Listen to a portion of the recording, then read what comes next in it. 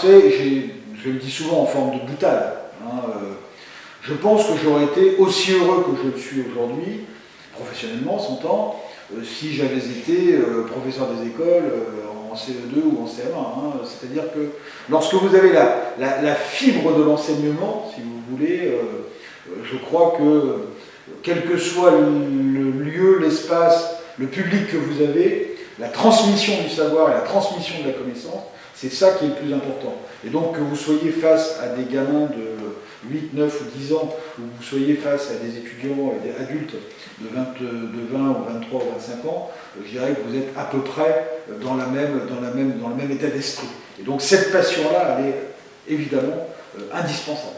Si un homme décide de vivre autrement qu'une femme, ou une femme autrement qu'un homme, je n'ai pas de jugement moral à cela. Maintenant, c'est vrai qu'il faut assurer une égalité de droit. Vous êtes théologien protestant. Oui. Vous avez écrit un ouvrage, Contraception, sortir du malentendu. Parce que Pierre Simon est un médecin d'exception. C'est pour moi un héros du XXe siècle qui commençait à tomber peu à peu dans l'oubli. Un des sujets sur lesquels je suis tombé au cours de cette réflexion et de mes recherches, c'est la notion de politico-religion. Je pense que c'est assez simple. On ne peut pas avoir des restrictions a priori sur les gens qu'on va soigner. Madame le Président, j'aime les as d'Assas, ils sont vraiment sans sas. La la la la la la. Oh, c'est une marionnette en plus. Mais il fallait me le donner au début de l'interview, on se serait amusé. Hein. Non, on a pornographie.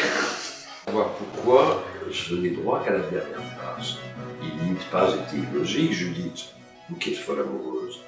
Il n'eût pas été illogique que je sois le premier. Parce que les derniers sont les premiers. Elle a été bien formée, celle-là. Oui, ouais, si je deviens trop long, vous m'interrompez aussi. Oui, d'accord, oui. Vous posez des questions, oui. Vous me faites signe. D'accord. Parce que des fois, les professeurs, ils commencent oui. à parler sans s'arrêter. Donc tu rentres... Avec les as d'Assas. Exactement. Tu rentres à Göttingen? Oui. Ce journaliste avait dit, au moins j'ai un secret, je ne travaille que quand je suis inspiré. Alors, évidemment, les étudiants trouvaient soudainement que leurs études et peut-être leur carrière professionnelle allaient devenir plus confortables que prévu. Et ce journaliste de leur dire, mais chaque matin à 8h30, je suis devant ma table de travail et je me force à être inspiré. Denis, silence maintenant. Tais-toi, Denis. Je veux le fessier à la framboise ou à la vanille. Du neveu au caramel. Signer un papier d'adoption? Oui, je signe. Ah mais voyez bien, ça se trouve, c'est mon fils en fait aussi. J'espère bien. Oui. Et cette fois-ci, pas la médaille de bronze. Hein. Moi, je vous l'affiche à la figure. Là. Quelle est pour vous votre priorité pour assurer une meilleure égalité entre les femmes et les hommes? Si je répondais l'égalité de salaire à diplôme égaux, ça paraîtrait être un argument de bas étage. Maintenant, j'y pense tout de même.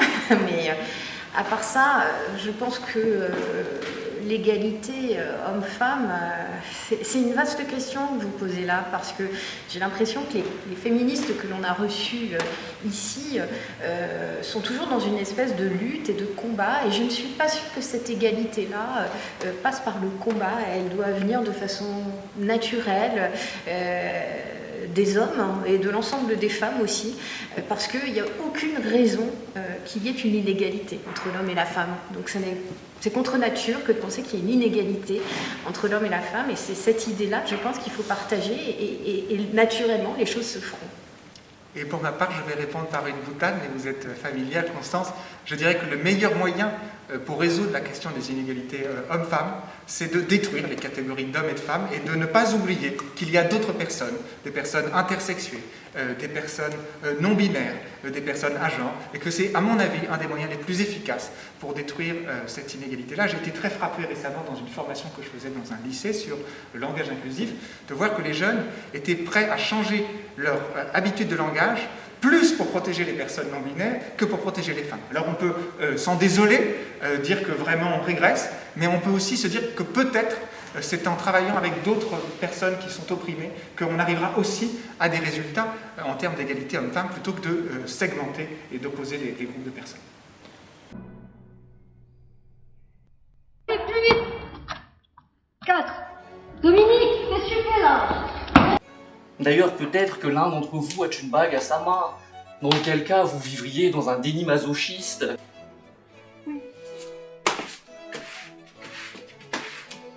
Ça va faire ça serait ça la bronze. Oui, ce serait ça la bronze. Ça fait pas tellement bronze. Ça. Je l'ai vu chez moi.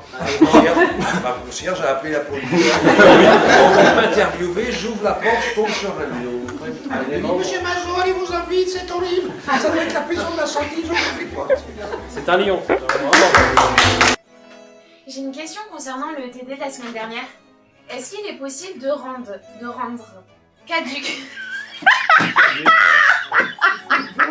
plus de temps pour la finale, mais vu que personne ne respecte les minutes. Je lui dirai les mots bleus. T'as pas d'artiste pour les charades? Non, parce que ça c'est ça.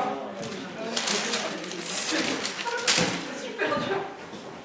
Je vois toujours pas de points sur ce tableau.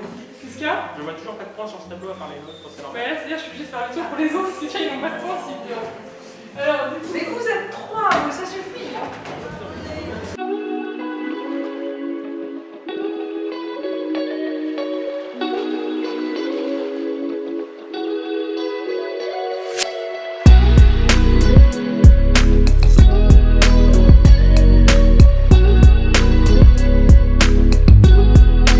Askel, tu diras à Asko tout l'amour que je porte pour lui.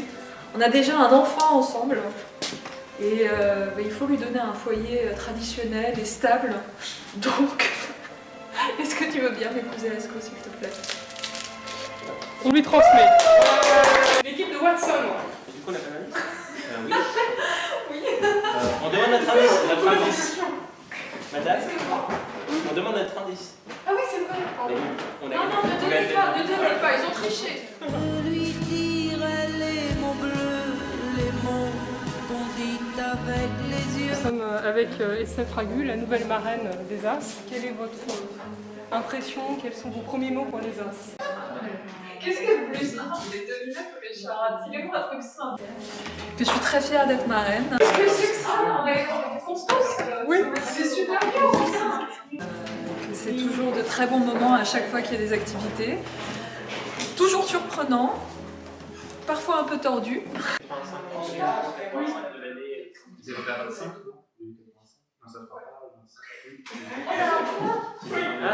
que si tu te vas dans le miroir, ça c'est à la fin. Mais c'est toujours un plaisir.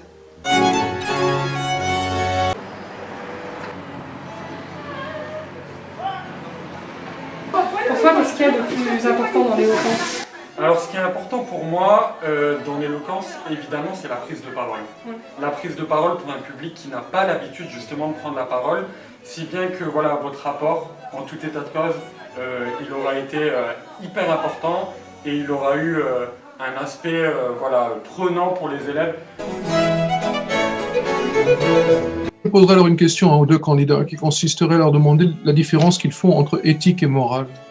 Est-ce que vous diriez que ce que vous avez dit fonctionne en Europe ou en France, ou est-ce que c'est valable au plan universel? Dans vos deux exposés, finalement, il y a un peu la même idée, que ce soit avec la morale ou l'éthique, que c'est l'individu au final qui en est un peu la source. De toute manière, l'individu ne vit pas tout seul, il vit au sein d'une société, à moins que ce soit une morale qui lui est propre, unique. On peut trouver un intérêt à la morale commune, à l'instar de la catharsis, qui à l'aide d'une histoire nous fait accoucher d'une morale. Est-ce que néanmoins la reconnaissance du génie n'est-elle pas nécessairement post-mortem? Est-ce qu'il ne faut pas nécessairement du temps, qu'un certain laps de temps s'écoule pour que un tel ou un telle œuvre ou telle autre, soit reconnu comme étant faisant preuve du génie de son auteur? Lorsqu'Aladin et Scheherazade s'envolaient, le génie est resté seul dans l'obscurité pour faire à dîner. Sade, qui écrivait « Ce que je veux de l'écrivain, c'est l'homme de génie, quels que puissent être ses mœurs et son caractère, parce que ce n'est pas avec lui que je veux vivre, mais avec ses ouvrages. » Est-ce qu'il y a du génie en droit?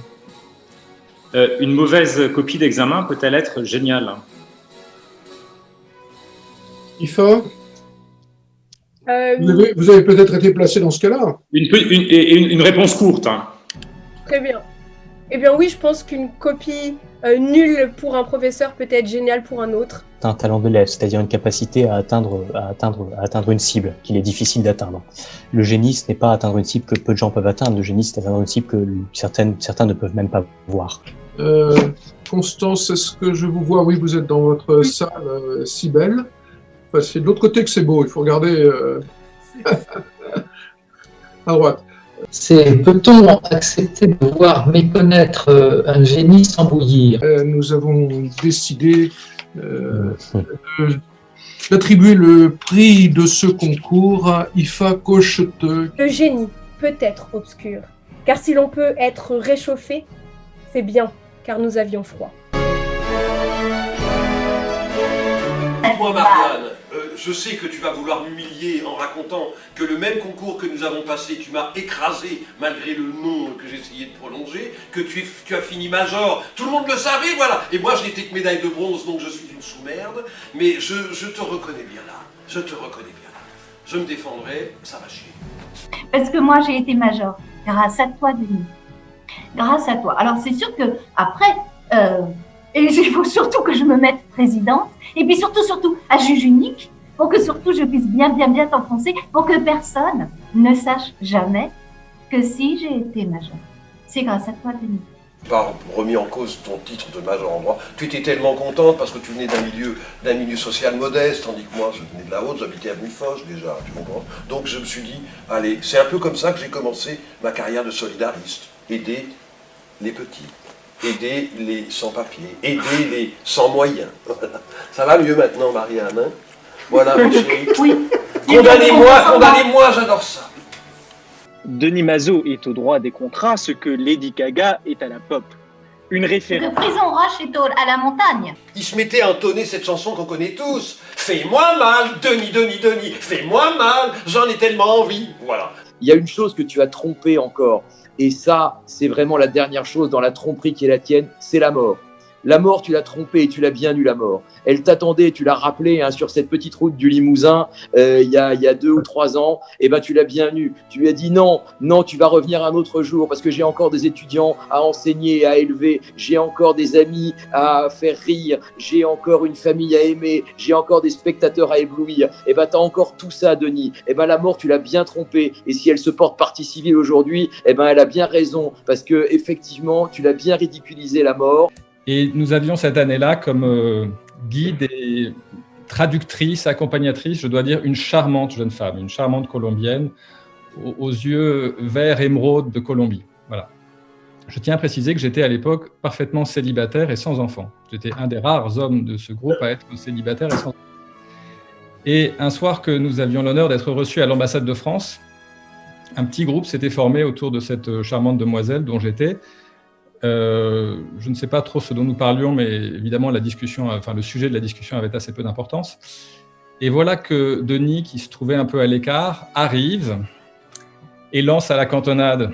Alors Jean-Sébastien, comment vont ta femme et tes 3 enfants? Jamais content, grognon, égrillard, râleur, tapant sur les ministres, la presse, les intellos, les ecclésiastiques, et j'en passe. N'épargnant ni les hommes, ni les institutions. Vous avez délivré sous un masque humoristique et rigolard des idées maléfiques. Vous êtes toujours en Corse, pour montrer que j'ai de la mémoire? Là, je suis à Saint-Jean-de-Luz. Oui, c'est presque la Corse, finalement.